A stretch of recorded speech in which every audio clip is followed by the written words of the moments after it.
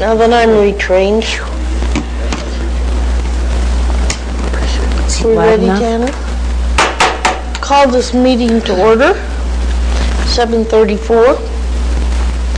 In lieu of time, we're going to try to move right along here. Call to order, roll call. Yes. Tanner Coy? Here. Al Ward? Here. Ellen Carrick? Here. Jerry Good? Here. Elijah Murphy? Here. Kelly Case? Here. Mary Jo Larson? Here. Absent are Jan Wilson and Nick Pinell. Any additions, deletions, or corrections to the agenda? Yes, Tanner, we have one addition. May I ask to add DDA Finance after item 4? Okay. DDA Finance. Any other? Yes, Murph? I'd like to add a section D on item 7. D. Okay. Ways ahead. Ways. Ahead. Ways ahead. Okay. Ways ahead. Sounds interesting. Any other corrections, additions? Hearing none. Yes? Yes, Jan. I'm sorry, I just had a call from Mr. Neville. He said he's here, but the door is locked to City Hall.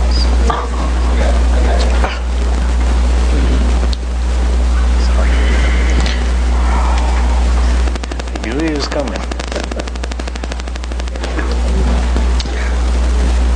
Then can I please have a motion to approve the agenda? So moved. Second. Second by Ellen. All those in favor? Aye. Opposed? Hearing none, moving on. Approval, motion to accept the minutes from August 9th and September 4th. So moved? Second. All those in favor? Aye. Opposed? Additions or minutes have been accepted. Mr. Neville, thank you for coming today. We are prepared to, I have a statement on our lawsuit. Mr. Neville is here in case of any questions or any kind of legal advice. Thank you for coming today. Judge Lyman has issued his decision in the case of the Woodland Park Beer Garden LLC versus Woodland Park Downtown Development Authority. The DDA has prepared an official press release regarding that decision. The press release contains the official DDA comments regarding the judge's decision in the case, and there will be no further official statements from the DDA until the time for appeal has run. The issue in this case were complicated. You can read the complaint filed in this case and the DDA's answers and counterclaim to the DDA's at the DDA's website. I have a copy of a 30-page trial management order setting forth the issues in this case for anyone to review. It will also be available on the DDA website. The court found in favor of the DDA on the plaintiff's claim for breach of contract/specific performance and refused to order the DDA to convey Lot 2 to the Woodland Station to the plaintiff. The remaining allegations of breach of contract and alleged damages were then contested in the trial. Plaintiff alleged damages of $249,657.18, plus costs, attorney's fees, and interest. You can see this in the trial management order filed May 7th, 2018, page 26. The court found that removal of the propane tanks on the AmeriGas parcel by plaintiff had increased the value of the DDA property by $127,000. The court awarded some miscellaneous damages to the plaintiff in addition to the $127,000 for the total judgment of $133,586.54. By the court's order, the DDA property in issue in this case is now increased in value by $127,000. The court concluded that neither party breached any duty of good faith or fair dealing in owing to the other. Order, page 11.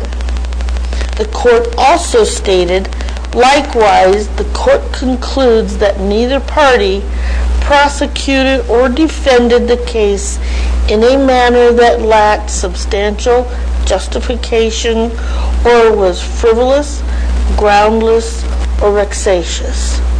Both parties were represented aggressively, thoroughly, and completely, and the fact that the court has ruled for or against either party on a particular issue does not give rise in and of itself to an award of attorney's fees. Order, page 12, paragraph 9. Please see the DDA press release provided today for further discussion of the court's order. The DDA board unanimously voted in 2015 to declare a default under the contract with the plaintiff and with Woodland Park Village LLC. The DDA board exercised oversight of the defense of the lawsuit and held numerous meetings concerning the lawsuit and discussing ways to resolve the case in which were rejected by the plaintiff. The court has now decided the matter for the parties, and the DDA can move on and focus our efforts on development of Woodland Station and other properties in the downtown Woodland Park.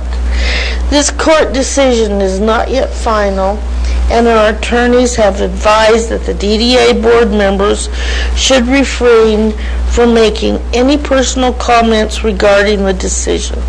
Further comments may come after the decision is final. I would request that Mayor Levy read this letter into the next council meeting. And I would like to disband the DDA at this time would be counterproductive. All DDA projects, starting with the Dinosaur Museum, have been successful. And I would like that to go in our record. And if there's any questions, I would ask that you refer to our website and read the information that is posted there, and hopefully your answers will be found on that site. David, I would ask you at this time, do you have anything to add to what I read? And then I would refer to the board. So I don't have anything to add. I would refer to the statement that the judge is not yet final on bringing too much on it, but I'm here for questions. Thank you. We will limit questions.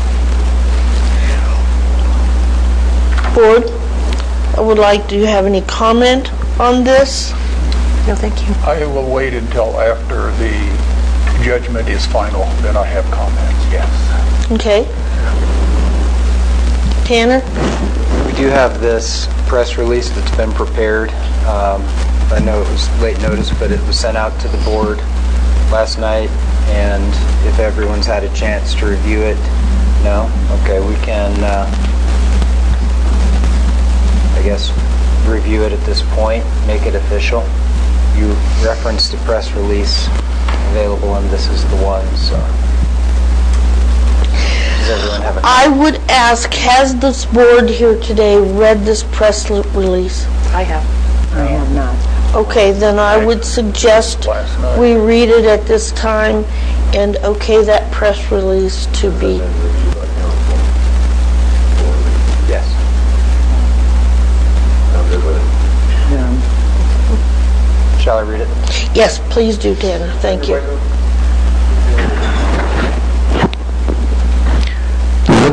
The Wait, Woodland... excuse me, Tanner. Suzanne, did you have a comment on moving forward? Mary Jo, I would just ask anything that you would like the mayor to read into the record, if you could email it to me, and I'll make sure to get it to the next council. Okay, we're all right. Okay, Tanner, please. The Woodland Park DDA Board of Directors is pleased to have the final ruling from Judge Lyman in the case filed by Woodland Park Beer Garden. We look forward to finalizing the case and focusing our full attention on the downtown district, which is thriving now more than it has in many years. The court's order was filed September 27, 2018, in the case of Woodland Park Beer Garden LLC versus Woodland Park Downtown Development Authority, case number 30085, District Court, Teller County, per District Judge Gregory G. Lyman. The DDA invites the public to review the court's order and other public records relating to this litigation. Key public records filed in this case will soon be available on the DDA's website. The court's decision noted that Woodland Park Beer Garden filed a complaint for breach of contract and requested an order of specific performance of conveyance of a piece of property owned by the DDA and/or damages. The court stated that defendant, DDA, had breached an agreement with plaintiff, but held that, quote, defendant persuaded this court in a pretrial motion that specific performance was not available as a remedy to plaintiff because it is illegal to convey an unplatted parcel. Woodland Park City Code 17.56.020, quote. Therefore, the court did not grant plaintiff's request for an order of conveyance of DDA land to plaintiff. The remaining allegations of breach of contract and alleged damages for the alleged breach of contract were contested in the trial. Plaintiff alleged damages of $249,657.18, plus costs, plus attorney fees, and interest. The court found that removal of the propane tanks on the AmeriGas parcel by plaintiff had increased the value of the DDA property by $127,000. The court awarded some miscellaneous damages to plaintiff in addition to the $127,000 for a total judgment of $133,586.54. The court concluded, quote, that neither party breached any duty of good faith and fair dealing it owed to the other, quote. The court also stated, quote, likewise, the court concludes that neither party prosecuted or defended the case in a manner that lacked substantial justification or was frivolous, groundless, or vexatious. Both parties were represented aggressively, thoroughly, and competently, and the fact that the court has ruled for or against either party on a particular issue does not give rise, in and of itself, to an award of attorney's fees, end quote. After ruling that neither party was entitled to attorney fees, the court addressed the issue of costs and held that the plaintiff is entitled to, quote, at least a partial award of its costs, end quote. The plaintiff may submit a bill of costs in 15 days from the order, and defendant will have 15 days to file its objections, and the plaintiff will have 5 days to file its response. This order is not yet final, and the DDA may have additional comments when this order becomes final. We are committed to the highest levels of transparency and accountability to the citizens we serve and will gladly provide any of the open public records upon request. For further information, please email the board at contact@wpdda.org. We're grateful for the tremendous support so many citizens have given, and we're committed to protecting your interests in downtown Woodland Park. We see great potential in this city, and we're excited to be back on the path to enhancing our downtown. Very good, thank you. Comments from the board? Does that press release say what you feel in suit? So we'll be glad to give that to the newspapers. Yes. And I don't feel it needs a vote. We have a consensus. If any of you feel it does, please speak up. If not, press. Tanner will have a press release for you. Any more questions? Sally, did you have a comment on this lawsuit or? Okay, then we will move forward with that if there's no further discussion. I buried my agenda. Hang on. Okay. DDA Finance. Tanner, I turn this back to you. Okay.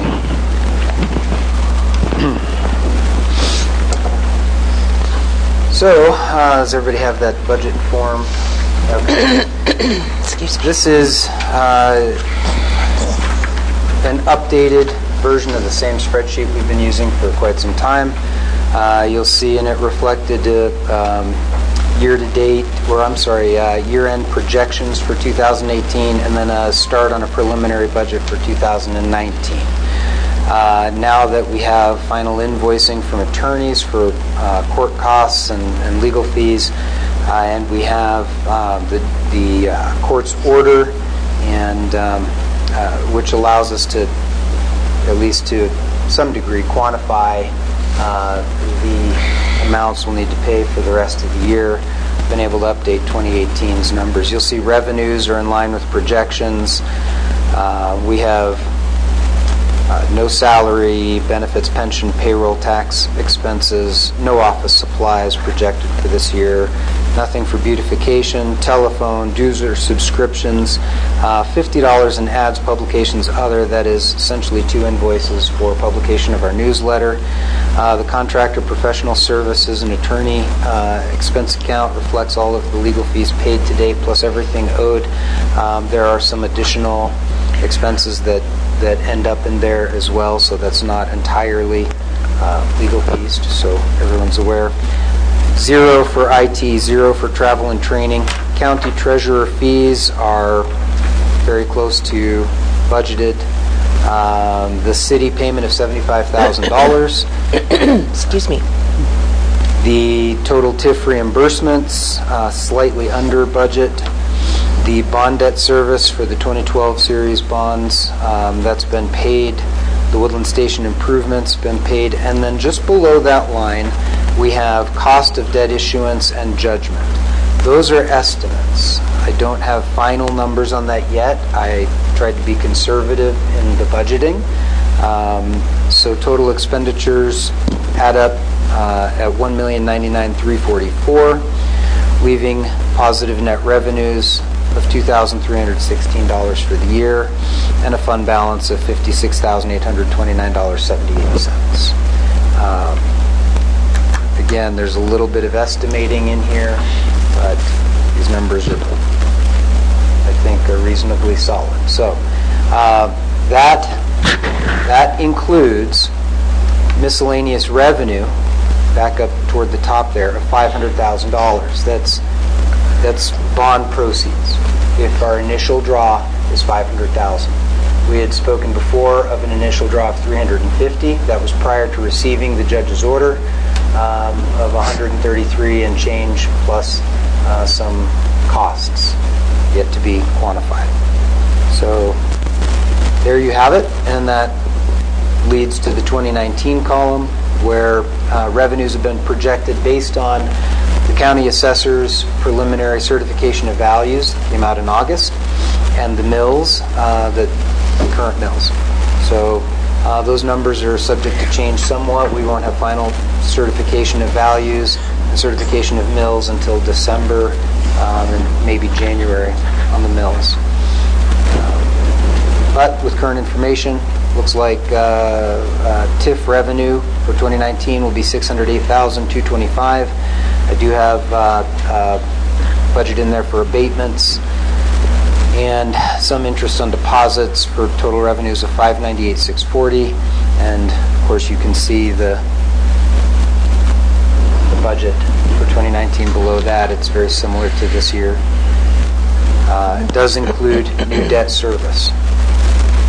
Going forward, total net revenues of negative $17,970, which will bring the fund balance down next year to $38,859.88.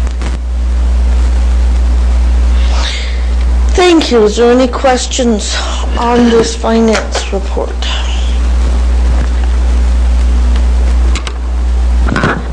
Like the, Do we need to have a motion? I would like to ask. Oh, I'm sorry, something. I misunderstood. Real quick. I like the looks of the figures overall, Tanner. Have you done any looking at what your projection is for the actual payoff of the entire debt balance, as far as if things continue to track with no new tips or anything, and nothing changes, and we don't have a bunch of appeal costs or anything, do you have a projection on when Woodland Station will be paid off and the debt balance, or the debt balance will be paid? Well, nothing official or concrete other than the debt right now that we have is amortized through 2028. So conservatively, that's the far outside time frame that I see for paying off all of our debts. With the growth that we're seeing in the district, the increase in revenues that we can project from Natural Grocers, Microtel, and the other projects, Mr. Taylor's investment in his property, etc., I see no reason not to expect us to be able to accelerate debt service and retire all debt early.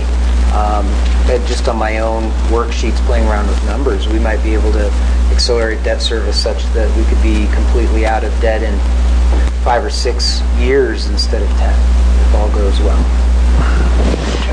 Excellent. Kelly?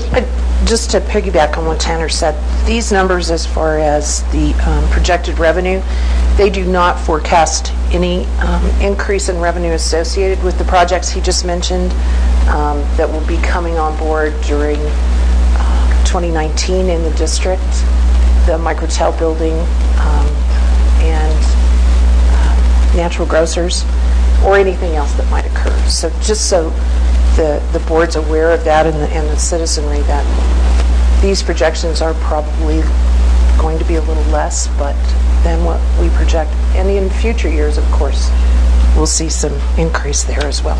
Thank you. Thank you.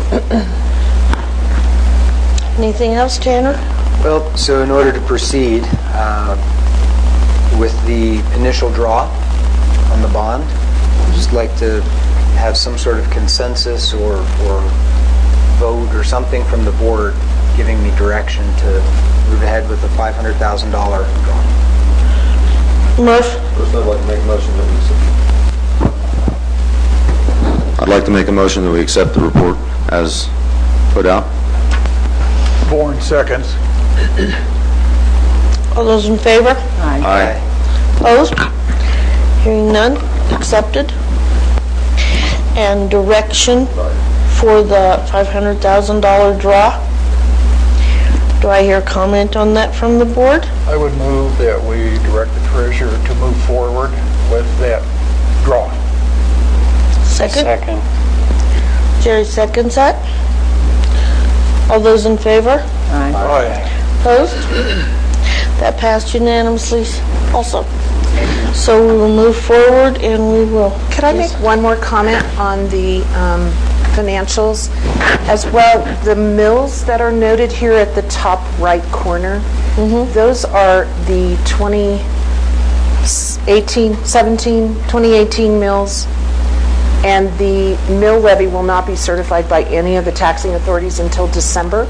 So those mills will change according to the certifications in December, and we won't know that till after the first of the year. So this is the best information that's available right now. Okay. And we'll revisit that in January, February. Well, and I plan to bring this back to the board monthly. At this point, I'll be working with Mike Farina in City Finance as he's preparing the city's budget and providing that to council. So, as a community, we're in budget season. This will be coming back to you monthly until the end. Good. Good. Okay, moving forward. The TIF agreement. Taylor's Mountain Enterprise request. Who would like to take that? I believe it's good to see the dirt moving. Tanner, did you have a reference to Dan? Yeah, there's a requirement of Mr. Taylor in the agreement between Taylor Mountain Enterprises and the authority. There's an obligation that he commence construction. Let's see here. The owner shall obtain all approvals required to obtain a building permit and shall commence construction of the public improvements on the property on or before October 1, 2018, commencement of construction. He's provided his permits, and in driving by the property, it's plain to see work has begun, and he's requested that the board recognize that as satisfaction of this obligation. Great. Do we have comment from the board? Yes, I'd like to comment to say, one, that yes, the project is underway, and I want to commend Dan Taylor for his communication to the board as he fulfills the various timelines on the agreement. He's performing very, very well. Here, here. I think we all agree on that. We hear some, Yep. I hear some here. Yes. So we'll share that with him. Dan is not in the audience today, so we'll share that with him. So, is that a consensus? Yes, We recognize consensus. He's satisfied his obligation to commence the construction. Yes. Yes. I'll see you here and raise your hands up. Thank you. All right. And we have Tim Dietz is here to talk about the UPass Regional Health Service. Good morning. Thank you for this opportunity to come speak to you about our ballot initiative. Once again, my name is Tim Dietz. I'm the Chief of EMS for UPass Regional Health Service District. This November, we're coming to you to ask the voters for a 0.5% sales tax to help fund, sustain, and support and improve your ambulance services. Many of you have already heard the presentation, so I'll try to give you the 411 version as opposed to the long one that we gave the other day at City Council meeting. But we ask for your support on 7A. First of all, you have an amazing ambulance service. We have some of the best paramedics and EMTs providing you services in the state. However, since we haven't been able to provide meaningful raises to our paramedics, that quality is in jeopardy. As competition for paramedics and EMTs along the Front Range, especially Colorado Springs, Tri-Lakes, Monument, Fountain, all those other areas, we're seeing our paramedics starting to leave our community and go down to those areas for higher wages and better benefits. The reasons why we're asking, our call volume is increasing and it continues to increase. Every single year, our volume has gone up. So far this year, we've responded to 274 more calls this year than we did at this time last year. Since volume's going up, and since we have a concurrent call rate of 40%, in other words, every time one ambulance is on a call, 40% of the time we get another call, our response times are worsening. And you can see on the chart, on the brochure that I gave you, where some of those response times are going. And even in Woodland Park, our average response time in 2008 used to be 8 minutes. Now, it's almost 15 minutes to get to a call in the city of Woodland Park. A yes vote on 7A would help add additional ambulances and paramedics and EMTs to improve response times. We keep raising our ambulance bills, but the big point is that higher ambulance bills don't generate higher payments from the payers. You have to understand that our payer sources are private insurance, Medicare, Medicaid, and the uninsured. Medicare and Medicaid are federal programs that pay only certain amounts, even with the supplementals, and those payments are way below cost right now.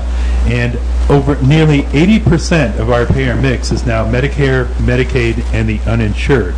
Back in 2008, when we first formed the district, property taxes, because you know you do pay a property tax to us, it was never meant to fully fund the ambulance service. In 2008, our payer mix was much better, and insurance companies were paying a lot more. And if you want to watch my animated hands for just a second here, when you think of our payer mix of Medicare, Medicaid, and private pay, those groups are going this way. Private insurance is going this way. So what we refer to the payer gap is that distance between insurance and the Medicare, Medicaid, and private pay. The wider that gap gets, the worse off we're going to be for finances. Visitors are consuming ambulance services at a really high rate and not paying their ambulance bills. Over 36% of ambulance consumption is from non-district residents. Last year alone, we figured out that nearly $500,000 worth of uncompensated costs were attributed to non-district resident consumption. When we took a look between 2008 and 2017, nearly $4 million worth of uncompensated costs were attributed to non-district resident consumption. If you think of it, that's almost 3.5 years of total property tax collections were going out to non-district residents. So not only do they consume your property taxes, they cause your ambulance bills to go up, and they take away resources from you when you might need them. Now, this is one, Councilwoman Case, you asked a really good question, and I did? at the council meeting, and I consider myself fairly bright, but this just goes to show that I'm not the brightest light in the room sometimes. You asked about the Gallagher fix, and if we thought about passing some sort of ballot initiative that would allow us to float our mill levy to account for any revenue losses due to the drop in the Gallagher. What I would say to that is, and we did discuss that at the board, first of all, with our question on this ballot, it would take 2 questions, and that would confuse the voters. The second thing is, if we were to, and were successful in passing such a resolution, that would mean that every single time that the Gallagher, the residential assessment rate dropped, we would have to increase our mill levies to account for that. Well, having been to several meetings and hearing several comments in this room, especially from the businesses, every time we rose that mill levy to account for that loss, that would really hit our businesses hard at 29% assessment rate, because you're not seeing the business assessment rate go down, you're seeing the residential rate assessments go down. So what we believe is, and I'm going to talk to your city manager after this meeting as well, we have an idea. We think that the Gallagher needs to be constitutional. It needs to be fixed at the state through the legislature.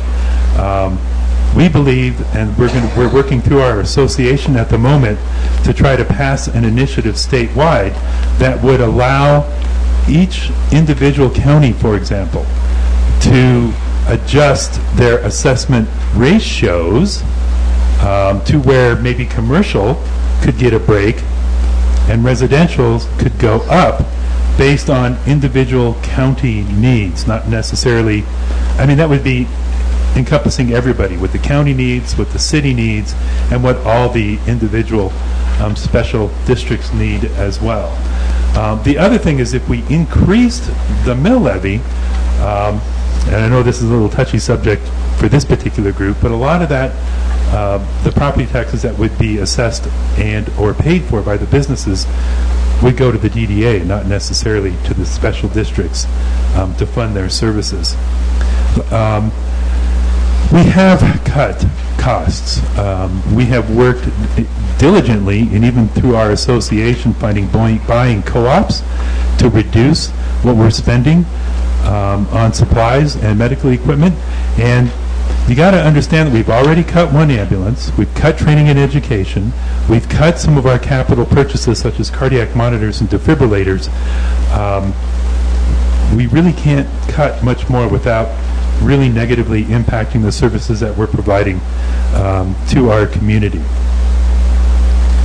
It's interesting in that when you think of business versus regular business versus our business, we have both a spending problem and a revenue problem, in that The spending problem is we have to pay for everything we buy and everything we consume as an ambulance service. If we don't pay for it, just like your business, we don't get it.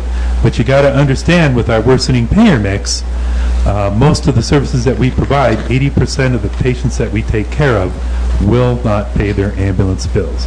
So, a yes on 7A would, the biggest benefit to the district residents is it would fund the district resident insurance only billing program. So we will continue to bill your insurance, but we will not balance bill you for any of those payments that weren't made by your insurance.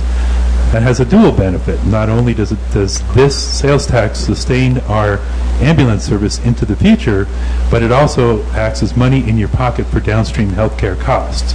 It adds more on-duty ambulances so that we can be better prepared to respond to the needs of our community. It shortens the response times. More ambulances available means more or shorter response time. The big thing for me, and it's personal, is it will help with our paramedic recruitment and retention, so we can make certain that we have quality providers providing quality care when you need it. It provides long-term funding for ambulance services and expands the long-term financial sustainability of the district as a whole. Councilwoman, I hope that better explains why we're not asking for a Gallagher fix, local district perspective. I look forward to working with the DDA, the city, the county, and the other special districts to find a more equitable solution to the Gallagher, because obviously we don't want to get in the same position we're in now and looking for long-term solutions. So I hope that was a better presentation, quicker presentation. That was the 411. Do you have any questions, sir? At the council meeting, you mentioned a rate for people that pay in your district. Can you refresh my memory on that? You indicated there'd be a limit on charges for use of your service for... Okay, so I think, now this is one of those that I think I'm fairly bright, but not necessarily the brightest light in the room. I think what you're referring to is our average ambulance bills going out the door are right around $2,700. Our average cost is about $1,700. And the fixed rates I think you're referring to are the average payment that we're receiving from private insurance is right around $828. The Medicare payment is $474, and the average Medicaid payment is $137. And one of the things that really scares me is Medicaid is the fastest growing insured group in our area right now. So as we see more and more Medicaid patients, that's going to be a financial burden on all of us. So I misunderstood you then. So that's what There's no fixed rate for... So what I think the fixed rate is for the district residents is, what we're going to do is we're still going to continue to bill insurance for the services that you provide. The big distinction is that we will accept, I think I know what you're talking about. So we'll accept what the insurance pays and we'll write off your deductible. There is one exception to that rule, and I'm going to look at the audience as well as I look at you, and that is when insurance pays the patient instead of us directly. And so this resident discount, if you will, is after insurance. So if the insurance company pays you and you don't pay us, then we'll expect to collect just that insurance payment from you, not the entire balance of the bill. Does that make sense? Sure. Okay. Thank you. Yes, sir. Tim, with a half-cent sales tax increase, what are the projected revenues based upon I know it depends on the economy and future projections are not 100%, but what are your projected revenues for the ambulance service based off of a half a cent? So we believe the first year will generate about $740,000 because we won't start collecting it until July. We also believe that essentially if you take the school sales tax and you cut it in half, will be what we anticipate to receive. So roughly 1.4 to 1.5 million annually. And the other thing is that this helps us diversify our revenue sources with patient billing, property taxes, and sales taxes. The sales Thank you. tax that you're going to be assessing, what items are going to be covered in that, Everything would be included in that, including food? including food. So you're going to emulate the city's code? Yes, we would. And that going to apply also to the entire district, not just to the city of Woodland Park? That will You're going apply out to the... Florissant, Yep. And Lake George, Yep. Deckers? Yep, because you can't have a disparate tax. It can't be levied in just one part of the district. It has to be levied throughout the entire district. It would be assessed throughout the entire district, yes. So the grocery store in Divide will be paying a half cent on their foods that they're selling? That would be correct, sir. Okay. Thank you, Tim. Any other questions? Do we have any questions from the audience for Tim before he leaves? Vicki? Yes, ma'am. I used to work for the insurance company, and the way that it was viewed is a provider cannot bill for charges that the patient is not legally responsible for. How are you getting around with not being able to bill them either out of pocket? That is a great question, and I'm glad you brought that up. The Office of the Inspector General, through Medicare and Medicaid, has made several rulings that states that a resident's continued obligation to pay property taxes and sales taxes to the district can be considered in lieu of payment of their deductibles and their co-pays. That includes private insurance. That includes private insurance as well. So that's why we know that we have the legal authority to implement such a program. And there's like 6, 8, 10 of these OIG opinions that have been issued throughout the nation.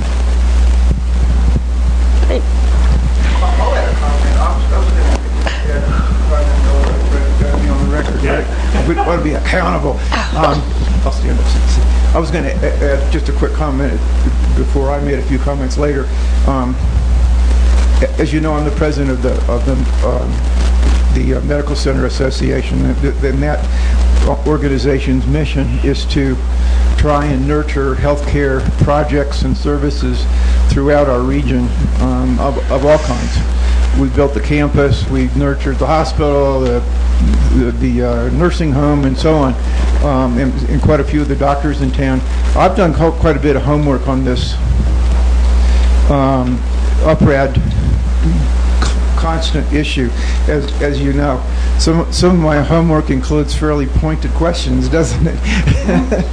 Tim and I have had some pointed discussions. I come away from this, as anybody who knows me, I hate taxes, especially when it goes to an overtaxed community like Woodland Park is. Some things have to be done. This is life safety. The way the laws work here, I'm not familiar with this, but here, the EMS, we might have one and we might not, depending on what's going on. In other words, we'll pay for everything in the city and the county. We'll pay for youth programs. We'll pay for a swimming pool. We'll pay for a car for the city planner, but we don't pay for EMS, which is life safety. Hello? Can't fix that today, but what we can do is understand two things that I have discovered and I want to convey to you. One, this is a very well-run organization. If it wasn't, I wouldn't be advocating. They have narrowed expenses to the bone. They've looked for every source of revenue that there possibly is. They do a great job. I live in fear sometimes of waking up, calling for an ambulance, and they say, we can't get to you right now. We've only got one car, and they're out in Florissant. Holy, what comes next? We need to support this. I'll be drafting I'll be submitting a resolution for consideration by the association to overtly come out in support of this tax increase. It's hard for me to say. It's very hard for me to say. We need this. We got to do this, and I've done a lot of homework that some people don't have the time to do. Thanks, Tim. Thank you. Thank Any you, Kurt. other questions? Sounds good. You Very do a much. very good presentation. It's very informative. It's very attention-holding. Thank you very much. Thank you. Okay, moving right along. Thank you, Kurt, for your comments. We moved to Woodland Station. Oh, I'm sorry, Tanner. I just wanted to make a comment on the record. Jan Wilson called in and has been on the speakerphone since 8:04. It was during Tim's presentations, Great. for the record. Okay. Moving to Woodland Station. We have a request for use on Woodland Station. I would like to schedule a special meeting, workshop, whatever, for after the 15th, whatever we choose to call it, for after the 15th, to decide how to move forward on Woodland Station, which will be in our best interest and the best interest of the taxpayer and consumer. I would like to address that. Is there any other comment to request for use? Then I would like to, Lynn, if you could look at a calendar, please, for us, and could we pick a time after the 15th of October, whether it be in November or December? I would like to have, as soon as possible, a workshop. Madam Chair, may I make a suggestion? Our city clerk uses what's called a doodle poll that comes through an email with potential dates suggested for something like that. And then each of the board members has an opportunity to vote for those that work for them. And then for the council anyway, we've used the people that are most available for a particular date and time is when it's scheduled. And then that doesn't, because we could probably all come up with, each of us, a different time that would work best. I don't know, that just may be an option that may facilitate this a little more efficiently. That sounds like a good idea. Suzanne, would you share that with the? Yes, ma'am, it's free, it's just doodlepolls.com. We got that? It's excellent. It is, it works Good. really well. Good.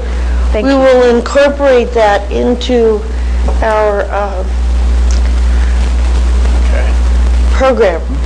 So, at this time then, to move on, I would like Lynn to send out that. We'll respond and notify the public as to when that work session will happen.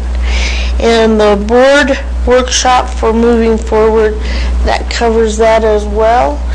And we have executive or excavation update. Put my glasses back on. Excavation update.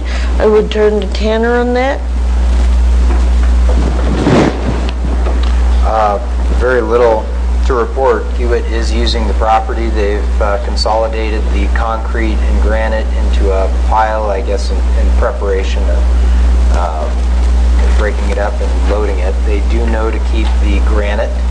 I'm waiting their notification as to when they plan to load so that I can be there and point out which pieces are granite versus concrete so we can make sure we save that granite. The site And looks great, like they're doing a great job, very responsible in their use of the property.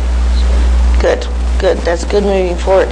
And Murph, you are still in conjunction with Main Street to place the granite on proper locations at proper times, correct? We'll work with Tanner. We'll decide on I guess we need to go over there and decide on a spot where the granite can be consolidated, and then it can, Main Street can start looking at it for utilization for historic markers around the community on the Main Street and DDA district. Okay. Then we move to Ways Ahead. Murph, this was yours. Would you Thank like you. to expound? In the world, there are no insurmountable problems, folks. There are only solutions waiting to be found. And because I feel much as as Kurt Grenner does on that three-letter T word that spells tax, I sat down and I started beating my brain over how to overcome some of the ways ahead and how Woodland Station can possibly benefit the entire community in the long run. Bottom line is that we are growing rapidly. Open space is always at a premium and always contentious in many communities. However, open space is, once it's gone, it is gone. Okay? That's the bottom line. Government has kind of a tax and spend attitude. And last week at City Council, I stepped up to the podium and I talked about a conversation I'd had with a friend of mine who had started a foundation. And he said, people are not in the mood of giving money away these days to watch it be spent. They want to see a legacy established. Okay? And this is accomplished generally through a, hang on a second, getting a ocular migraine, through endowments. Okay, where people will invest their monies into the endowments, and those monies are held in perpetuity by the endowment to better whatever charity they so choose in the long term, or whether it's a general one. So yesterday I looked into the El Pomar Foundation. They have in excess, in their bank account, they have in excess of $400 million. If that were to earn 2% interest, just on the $400 million, they have well in excess of that. That's $8 million a year. That's almost the entire city budget, okay? Over the long term, Woodland Station could be an absolute benefit to the community. Where do we have right now that we can hold major events in town? The land is being snapped up like crazy because of the growth. And we need to be looking to the future, not tomorrow. We need to be looking at the entire community and not our own personal interest. Okay? Things that could be done over there is, I mean, has anybody here been to the flea market down in Colorado Springs near Platte and Powers? I have. Okay? Money-making arrangement. It is a place where they actually go and they set up, and it costs $1 or $2 to get in, and then, of course, they charge the vendors. So one of the things I was looking at was the possible establishment of an endowment with Woodland Station being the centerpiece to fund that endowment, which will take care of the Community Investment Fund in the future. The city would no longer be required to slice off taxpayer dollars to fund charitable organizations or private interests. Sorry, I'm getting an ocular migraine. It's kind of hard to see at this point. By placing the land into a trust that would fund the community Woodland Park Community Investment Endowment, this would take the property off the table for future development or sale. It will remain an open space owned by the people of the city of Woodland Park. Central planning for events, etc., would be through an organization such as Main Street or another 501c3 to be determined by City Council, vote or referendum, or whatever means deemed equitable. The bylaws would set a minimum account levels, or whether the money's coming in would never be spent and held in perpetuity. And then, of course, those monies would continue to earn over the years, and the amounts of money that will be put into the city's budget for funding whatever organizations, whether it be the Senior Center, Habitat for Humanity, Main Street, Arts Alliance, Youth Center, Keep Woodland Park Beautiful, the list. I mean, we've got, 190 charities in this area. And then every charity would have the ability to hold a fundraiser over there, with a portion of those funds going into the endowment for future to increase the endowment and to help raise additional monies. The Community Investment Endowment will market and promote to hold events, concerts, or through promoters okay, to bring business to town. That's the number one idea. Bring business, raise tax revenues, everybody benefits in the end, okay? And the nice part is that the endowment will not have to pay it off. I would recommend that the DDA continue to march.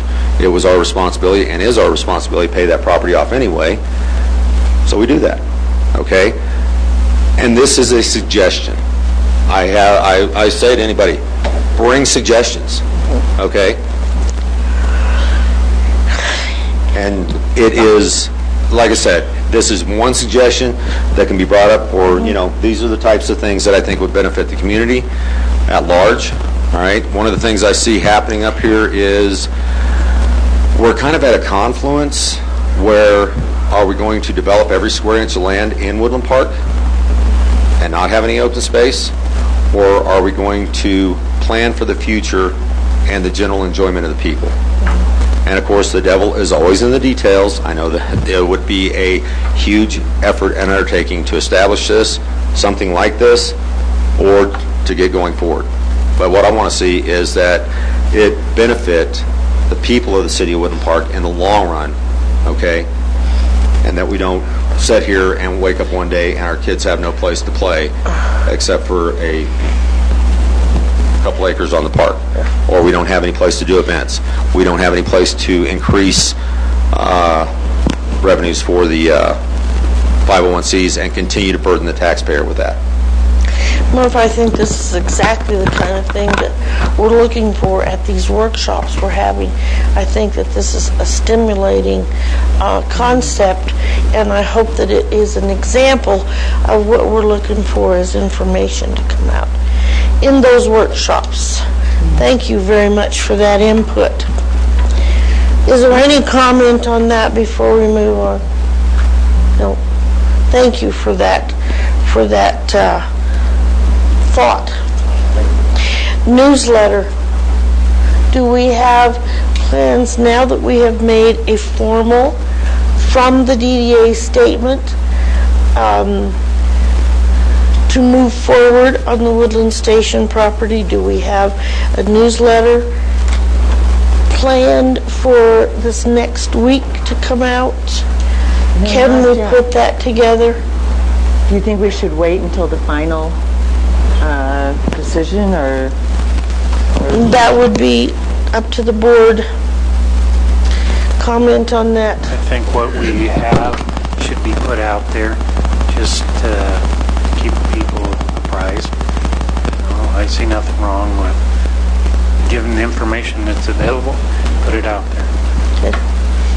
Well, there's so much that has been said that I think the silence on it, that some positive should be put out there as to our situation. Murph? There's no reason why we can't put out a newsletter just discussing general terms and future operations of the DDA. We don't have to discuss the trial in a newsletter or the outcome. And I think now's a good time, since we are talking about this workshop, because the public will be invited to this as well. I think that it's a good time for a newsletter and have people thinking about. So we've read into the public record now that one document. That information could go out. Yes. With also the caveat that it's not the final and more will come later. Yes, yes. Yeah. And the fact that what we do have that is public record may be viewed on our website and is open to the public, and we encourage them to go to that website to inform themselves. Kurt, do you have a comment on this? I just want to make a suggestion. It's 2018, right? Year's 2018. Nowadays, we do things like this on Facebook. I suggest that you have a Facebook page as the newsletter. That way it doesn't have to come out every week or month or quarter. It comes out when there's news. And it can also have comments and feedback from the public. And it doesn't really cost any incremental cost except somebody's time. Just a suggestion. Good suggestion. I believe that has come up a time or two. Our concern was a negative spin on some of that, but I know Facebook is definitely the user-friendly. You can control the negative spin. Okay. I think we should look into that. Murph? That's just what I was going to suggest. Facebook is the #1 marketing and information tool out there for people these days. That's where moderators come in, and complaining about things with no solutions. I would be happy to see people come with solutions, identify a problem, give us a discussion why it's a problem, and then forward a solution. Because complaining with no solution is just whining. All right, and that's where the moderators would come in to monitor that, and if somebody got overly stupid or negative, they could be removed from the page. That's the way it operates. That's where policies come into play in order to be consistent and upfront. You lay out the rules and regulations associated with the use of Facebook. Comes in a policy document, and that's where we start. And then we have our Facebook page, and it's not just Facebook. Instagram is a huge platform now for communication, and I think that we are remiss in not using that to communicate with our constituents. So we start with a policy document. Good. I think we should move forward on that. Jerry? You know, the way I see it right now is Facebook is being used to attack us as individuals. And I might ask a question, who's to stop? I believe there's a Woodland Park Chamber or Council It's Facebook not the City page. Council's Facebook page. Correct. It's not, but it's portrayed that way. And then, so that's an example of somebody hijacking and using Facebook incorrectly. And I think the more we stay off of it, probably the better we are. I disagree 100%. Well, I I do think that this is definitely a subject that we really do need to address. It's a workshop. Yes, I do too, and I don't think we need our attorney sitting here going through this any longer than necessary. So I would like to see a workshop either with that on that agenda or a separate one for that. And I think we should determine what that is moving forward. So Lynn, if you would make sure that gets followed through, that we set that up probably sooner rather than later. Okay? Moving forward, we are at general discussion. I'm going to start with the audience. I'm going to start with Murph and then go to the audience. Murph, do you have anything under general discussion? Okay. Nothing Al? additional, thank you. No. Ellen? Kelly? No, thank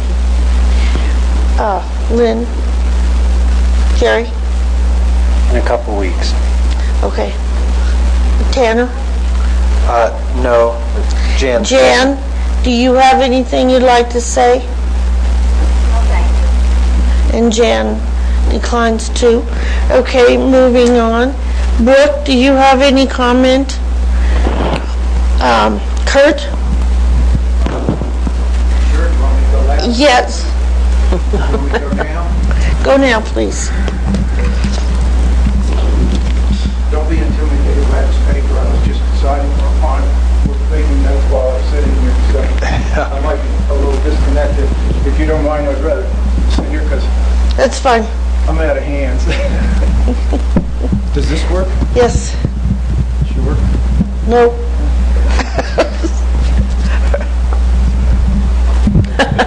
There we go. Cool. As you know, I'm not very technical. I want to, one last plug for the EMS. Life safety, we need life safety. Last week the paper, our local paper, came out with above the fold huge headline in in a font about the size that announced that Dewey won the presidential election, that the beer garden consortium wins. Struck me it struck me as just incredible irony, because you have these cases where you have this technical truth that is so this technical truth that's so far from the real truth that if you look up irony in the dictionary, that would be one of the examples that would be one wonderful. The real truth is, we all know, that the people won. The people won hands down, miraculously, and contrary to what some people have been saying, people lost nothing. Everybody's been doomsaying, the mayor had some of that $500,000 in cost, and somebody had $300,000, all this cost to the people, and the citizens of Woodland Park are going to have to pay all this. Citizens of Woodland Park aren't paying any of this. It's the DDA. The DDA is comprised of merchants who have their own skin in the game and a revenue stream that they have been entrusted to take care of, and they spend their own money. So, citizens, relax. The only people wasting your money are at City Hall. Which means that the DDA, you guys, are the heroes here. After, miraculously, I don't know how you did it, frankly. I don't know how you put up with it. I have to say, I don't think I could have. You've had huge successes since this board came in to replace the board that screwed this thing up in the first place.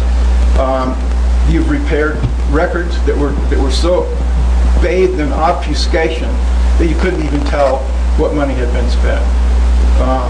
The records were clearly designed to cover tracks. That's been fixed. You made a financial plan that takes you forward, it's sound, has real numbers, has solid revenues, solid expenses. Never had that before. You cleaned up the excavation at Woodland Station.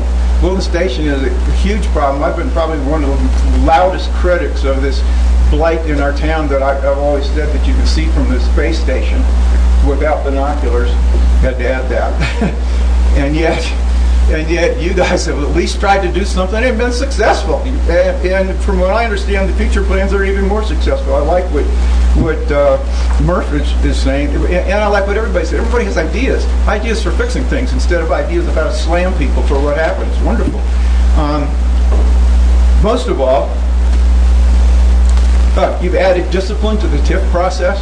Instead of just automatically passing that money to everything, the board actually takes a role in making decisions based on its knowledge and its knowledge of business, its knowledge of what the city needs, and is actually applying reason and choice to this TIF process.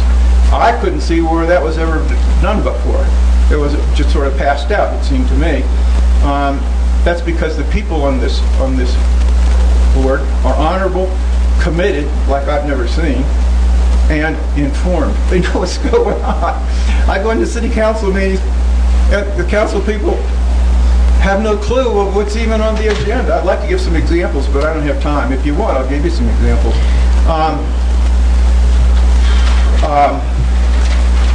The Randolph letter is a kind of a turning point in the just deplorable politics in the city.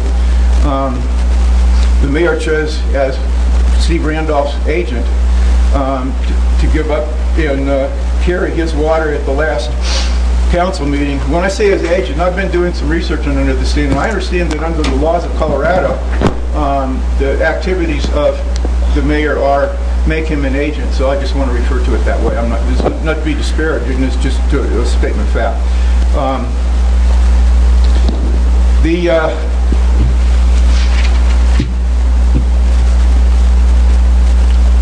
One of the things in the Randolph letter was standard. I'm sorry, Mr. Grant. I'm going to object to any further generalizations of any, whether it's the council or the mayor or anybody else or Steve Randolph, that we try and refrain from that today. Okay. Well, the way ahead on the DDA, but do that too. I don't understand. I'm just trying to keep this thing on a positive and upbeat note, okay? Without dredging up things that have already been said and done until after the appeal process, okay? Try to keep from inflaming any attitudes. I don't see why that's my duty as a citizen. I see it why it is yours. I mean, Under the circumstances, if we could keep from naming names and pointing fingers, just generalizations Okay, of so- DDA, that would be probably so the, to our preference. So the letter openly criticized and disparaged one of our leading citizens, a citizen who supposedly doesn't live here. Interesting. Works 7 days a week here, employs local citizens, runs the holiday home tour, which brings huge amounts of economic and quality of life benefit to us, contributes to nonprofits, contributes to charity. Every charity in town knows the first place you go is to this particular place. Took a huge role in the school reform plan, runs the Mooses loose, doesn't live here? Come on. Politics of personal destruction has been substituting reason over the last several years and months, but especially lately. With the DDA, it started immediately with sermons at council. The alliance of, I kind of have to use a name here, of the alliance of Beer Garden, Park State, and Levy started immediately with harassing quorum requests, phone calls to board members that were intimidating and threatening, cooperating with Michael Dalton to commit assault against me. Kurt, once again, we're using names and Okay, referring to... a local journalist. I'm sorry. This is hard. I'm trying to do this, but this is so politically correct that it's difficult for me. Yet those same people looked aside when huge amounts of money were being thrown away. The city was being lied to about the aquatic center and its locations and its motives.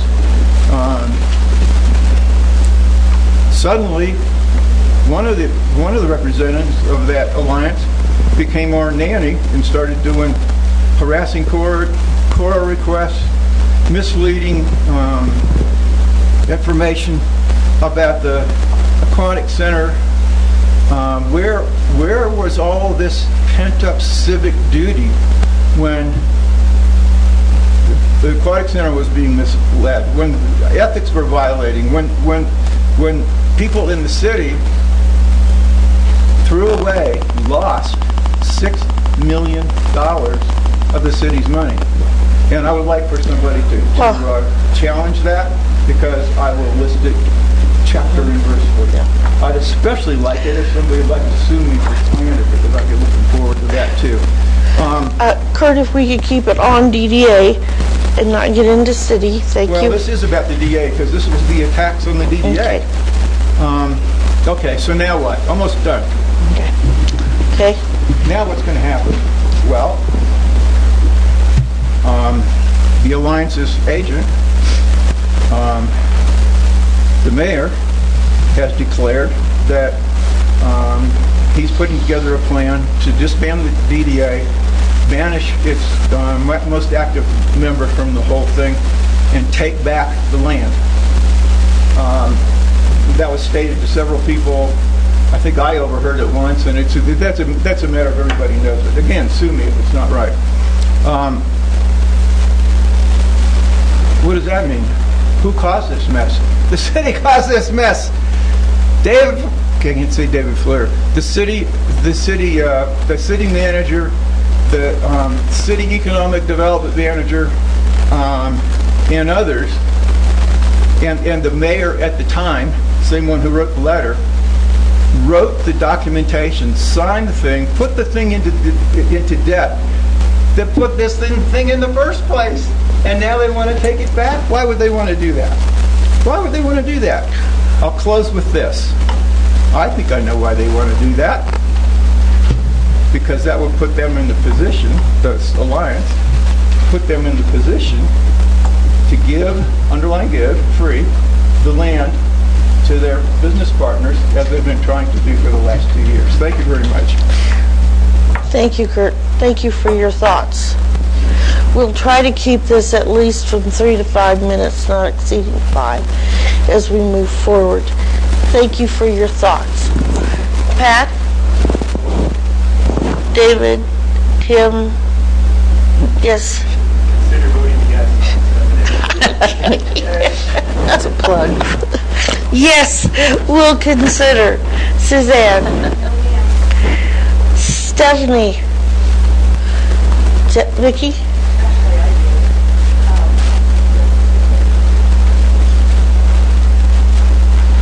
a good idea to have the microphone at the podium. I just wanted to say to everybody, Woodland Park is an amazing community. We need to all start working together, put the past behind us, and just be a community.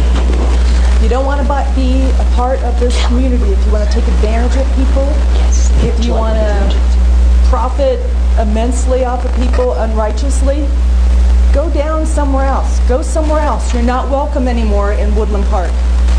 This is a small town. We can only grow so much. And so each step we take should be a responsible one. We shouldn't let people take advantage of people. I wouldn't like it if somebody came to my neighbor and was supposedly, I'm collecting money for such and such down the street. They really need the money. The house burnt down. And to find out that all they did was put the money in the pocket and they left town. Or they went to the local bar and got all drunk with it. We all need to act as a community. And that means every action that you take and reaction that you do. It's about not saying bad things about people. My mom always said, don't go there. I'd get my, soap in my mouth. We all need to work together. How can people even look at each other in the eyes when they're actually stabbing them in the back? Thank you for your thoughts, Vicki. Yes, Madam Kelly? Chair, I'm sorry I'm out of order, but I just like to take the opportunity to introduce the Board of Directors to our City Manager, Darren Tangeman, visiting with us this morning. I understand he plans to attend our meetings as regularly as possible, and I just wanted to make sure everyone knew Darren and knew who he was when they saw him. Darren, do you have anything you'd like to say? Thank you, Darren. I was just about to ask if you would like to say something in our general discussion. I appreciate it. Thanks for the comments. Absolutely. Councilmember Welcome. Case. Really today or this morning, I'm sorry. One of the things I wanted to pose is I've already had communications with several, or spoken casually with several members of the DDA about looking forward to a potential work session between City Council and the DDA. It looks like you have had the opportunity to move forward with your own work session. We could make that the opportunity where we provided an opportunity to discuss the future of the DDA Woodland Station with City Council as well. It could be the same work session or a separate one. That would be up to the DDA board on how you'd want to proceed, but that was my proposal this morning, is to set something up like that. I know there had been, I don't think it's productive for City Council to develop their own plans separate from the DDA, so it'd be good to have your input and integrate your thoughts into any future plans for the DDA, and so that's my proposal to you, and hopefully we can work maybe a doodle poll to find a time to do that in the future. So. And Darren, I'm so glad you said that, because that has been our focus since we heard you were coming, so before you were even chosen. They tried to put me in charge of that. I'm passing it off to you, Darren. Okay. Thank you. So we would like to do that sooner rather than later. We think it's very important to move forward. We think it's very important that we do it in conjunction. City, DDA, staff, and even Main Street. It's definitely an active group in the downtown. And I'd really like to pull in the businesses into some of our workshops so you can hear firsthand what the businesses are and how they feel about how their city's moving forward. I think the one I'm proposing would be directly a work session between City Council and DDA on the specifics of the future of the DDA and Woodland Station and so forth. If you would like to have the meeting that you're talking about be that work session, or we could identify another date that's more appropriate. I would Please let me like know. to start out with City Council, yourself, and the DDA. Okay. And then moving forward into more as we feel the need. I just want to keep as succinct as possible because we're right in the middle of budget season, clearly, so this would be something that we'd want to do something soon, but we have a couple of things that are on the agenda for our work sessions in the future, so in the next month or so. So we'll get with DDA, Okay. doodle poll, and we'll try to find a time to get that work session set up to have those discussions. And they'll be very welcomed. And welcome to our city. Thank you very much. Do you have any questions for me or any comments about the city? A million, but we'll hold them. Okay, I'm sure there are some. A million, but we'll refrain Okay, until thank you. our work session. Appreciate it. And thank you very much. Thank you, Darren. Sally?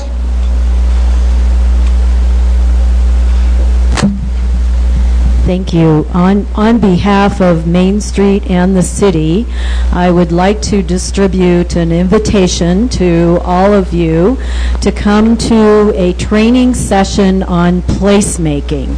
This webinar is going to happen in this room on October 22nd at 4 to 5:30, and this is to prepare the community and the leaders in our community about what placemaking is, and we hope that the DDA participates in this training session. And then there is a community work session that is going to be planned for December 3rd. It's a Tuesday evening at the Cultural Center, in which we intend to invite all the businesses, property owners, community members, to put their ideas in play. And this is a grant that Main Street and the city has obtained for community builders. It's a consulting firm that will be leading this discussion and creating, like what Vicki said, our great community to become even greater by creating a more walkable, a more inviting community that will enhance business in our community. So this is a perfect time for you to get trained about what it is that attracts people for curb appeal and for stopping in Woodland Park. We've done a parking analysis that shows that we do have ample parking. Our problem seems to be the convenience or the visibility of that parking or the enticement to get people to stop. We need to take advantage of the 30,000 plus average daily trips that go through our community and see how we can come together to have a collaborative effort with a consistent plan for the future. The Office of Economic Development and International Trade is the funder for this, and they will provide support to our community to help us get on the bus, move in the same direction, and have a 2-year plan for our downtown. So very important. I invite all of you to participate in the webinar here on October 22nd, and then hopefully we'll have a huge turnout of citizens, business owners, and leaders in our community on December 3rd. So thanks to Main Street, to Murph and Lynn, and Stephanie's gone, but the Main Street Board worked really hard to try to get this grant funding, and we're excited about this opportunity. Thank you. Sally, I see that you can also, if it's more convenient, you can call in to the webinar from your own workstation and enjoy that as well if they can't attend personally. Absolutely. Thanks for making that known. So there is a GoToMeeting that you can go ahead and call in on your own computer and phone and be part of that work session at your office or at the comfort of your business. Thank you.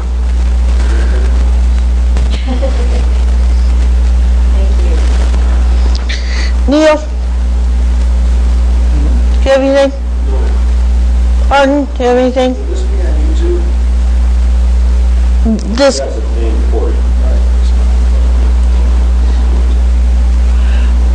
Okay. No more general discussion. Then I would ask that we have a motion to adjourn this meeting. Second? Second. Seconded. All those in favor? Aye. Opposed? Hearing none, meeting's adjourned. Thank you for coming. David, thank you very much for coming. And I appreciate your presence here.